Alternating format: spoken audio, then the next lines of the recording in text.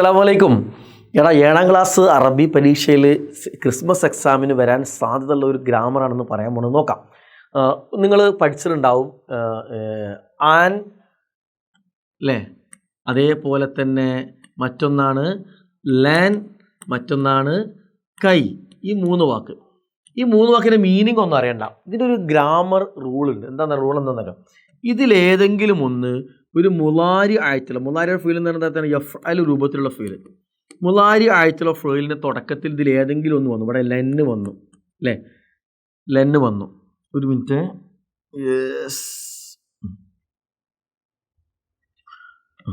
ഇവിടെ ലെന്ന് വന്നാൽ എന്ത് ചെയ്യണം? എഫ് അലു എന്നുള്ളതിന് പകരം ലെൻ എഫ് ലൂ എന്നുള്ള ലൊമ്മ് പോയിട്ട് എന്ത് ചെയ്യണം?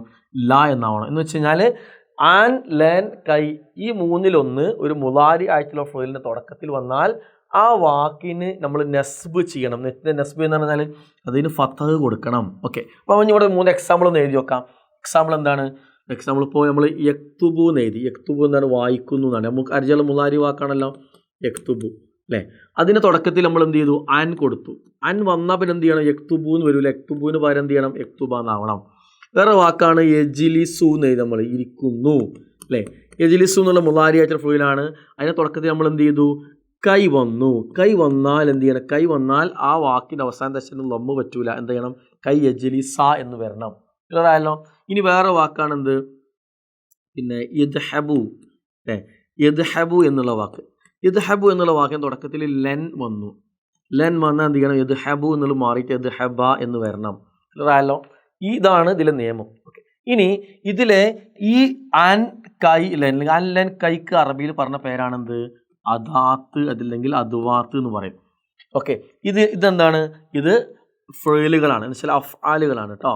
ഇത് ഫേലാണ്. അപ്പോൾ ഇത് അദാത്തുകളുടെ ഫേലാണ്. ഇവിടെ പറഞ്ഞത് എന്താണ്? നിങ്ങളോട് അദാത്തുകൾ ഇവിടെ എഴുതാനും ഫേൽ ഇവിടെ എഴുതാനുമാണ്. ഏതിൻ്റെതാണ്? ഈ അൻലൻ കൈൻ്റെ കൂടെ വരുന്ന അദവാത്തുകളാണ്. ഓക്കെ, അപ്പോൾ അൻലൻ കൈയുടെ പിന്നെ ഫേലുകളാണ് എഴുതാൻ പറഞ്ഞത്. നമ്മൾ ഇങ്ങനെ നോക്കുന്ന സമയത്തൂടെ നമ്മൾ എന്ത് കണ്ടു? അൻ യസ്ബഹ എന്ന് കണ്ടു. ഇവിടെ അദാത്തും വന്നിക്കണം, അതിന് ഫേലും വന്നിക്കണം. ഓക്കെ, മാർക്ക് ചെയ്തു.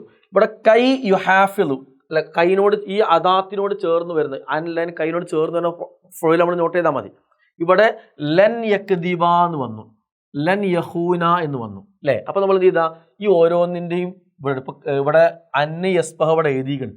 കൈ യുഹാഫിൽ, അപ്പോൾ കൈ ഇവിടെ എഴുതാം. അതാണ് എന്ത്? അതിൽ അദാത്ത് അതാണ് അല്ലേ. കൈ ഇവിടെ എഴുതി. യുഹാഫില എന്നുള്ള ഇവിടെ എടുത്ത് എഴുതി. കൈ യുഹാഫില അത് ഇവിടെ എഴുതി. ക്ലിയർ ആയോ? യെസ്.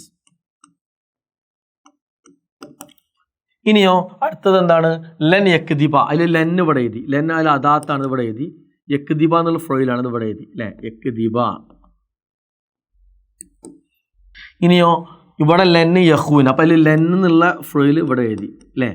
യഹൂന എന്ന് പറയുന്ന ഫ്രോയിൽ യഹൂന എന്നുള്ളത് ഇവിടെ എഴുതി. ക്ലിയർ ആയല്ലോ. ഇങ്ങനെ നിങ്ങൾക്ക് എന്ത് ചെയ്യും? പരീക്ഷയിൽ ഇത് പൂരിപ്പിക്കാനോ അതല്ലെങ്കിൽ പാരഗ്രാഫ് എന്ന് എടുത്ത് എഴുതാൻ എന്ത് ചെയ്യും? ഈ ചോദ്യം വരും. അപ്പോൾ ഇതിന് ഒന്ന് മനസ്സിലാക്കേണ്ടതിൻ്റെ റൂളാണ് എന്ത്? അൻ, ലെൻ, കൈവയിൽ ഏതെങ്കിലും ഒന്ന് മുലാരി ആയിട്ടുള്ള ഒരു ഫീലിൻ്റെ തൊട്ട് മുമ്പ് വന്നാൽ ആ ഫീലിൻ്റെ ഫീലിൻ്റെ നെസ്ബ് ചെയ്യണം. എന്ന് വെച്ചാൽ അവസാനത്തെ ലെറ്റർ എന്തായിരിക്കണം? ഫതഹ ആയിരിക്കണം. നിങ്ങൾ മനസ്സിലാക്കി വെക്കുക. ക്ലിയർ ആയല്ലോ? യെസ്. ഈ ക്വസ്റ്റ്യൻസ് വരാൻ സാധ്യതയുണ്ട്. ഇങ്ങനെ വന്നാൽ ഇത് മനസ്സിലാക്കി ഇതിന് ആൻസർ ചെയ്തിട്ട് നിങ്ങൾ എന്ത് ചെയ്യുക? എക്സാമിന് മാർക്ക് സ്കോർ ചെയ്യുക. All the best. അസ്സലാമു അലൈക്കും.